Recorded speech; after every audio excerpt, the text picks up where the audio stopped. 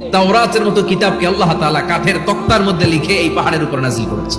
আল্লাহ নিজ হাতে তাওরাত লিখে কাঠের তক্তাগুলো সাইয়েদনা মুসা আলাইহিস সালামকে দিলেন, বললেন যাও বনি ইসরাইলের কাছে দাওয়াতের বাণী পৌঁছে দাও, তুমি বার্তাবাহ। সাইয়েদনা মুসা আলাইহিস সালাম দেখলেন ছোট ছোট কিছু কাঠের ফলকার তক্তা, ভাবলেন কাঁধের মধ্যে তুলে নিয়ে যাই, এর চেয়েও কত ভারী ভারী জিনিস আমি মুসা কাঁধের মধ্যে তুলে বেড়াই। কিন্তু সাইয়েদনা মুসা আলাইহিস সালাম তক্তার মধ্যে হাত দিয়ে দেখে কাঁধে উঠাবে তো দূরের কথা, নাড়াতেই পারে না। মুসা আলাইহিস সালাম ভাবলেন এদিক দিয়ে মনে হয় শক্ত, ওদিকে মনে হয় নরম, ওদিক দিয়ে ধরি, ওদিকে টান দেয় ওদিকেও নড়ে না। আল্লাহ জিব্রাইলকে বলেন না একটু হেল্প করতে, আল্লাহ বললেন যাও তোমারে হেল্প করতে কইছে। মুসা আলাইহিস সালাম বললেন ভাই জিব্রাইল তুমি এদিক দিয়ে ধরো, আমি ওদিক দিয়ে ধরি।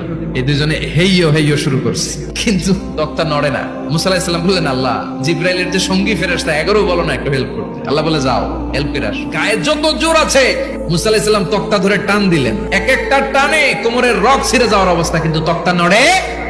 আল্লাহ ডেকে বললেন মুসা রক ছিঁড়ার দরকার নাই, আর ঘেমে অস্থির আর ঘর্মাক্ত হওয়ার দরকার নাই। আসলে তক্তার এত ওজন না, কিন্তু তক্তার মধ্যে যে বাণীগুলো আছে বাণীগুলো কার? এগুলো আমার দেওয়া কিতাব, এগুলো সাধারণ দুনিয়ার বাণী নয়, সাধারণ কথা নয়।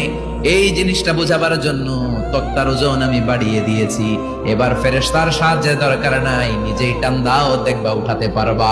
সাইয়েদনা মুসা আলাইহিস সালাম এখন দেখে টান দিয়ে কাঁধে নেওয়া যায়। সুবহানাল্লাহ পড়েন। বিশ্বনবী মেরাজে যখন গিয়েছিলেন সাইয়েদনা জিব্রাইল এই তুর পাহাড়ে বিশ্বনবীকে নামিয়ে বললেন আল্লাহর কাছে দোয়া করেন। বিশ্বনবী বললেন জিব্রাইল দোয়া করলাম, কিন্তু কোন জায়গায় কোন পাহাড়ের উপরে আমারে নামালা? সাইয়েদনা জিব্রাইল বললেন নবী এটা আপনার ভাই মুসার পাহাড়, তুর পাহাড়। সুবহানাল্লাহ।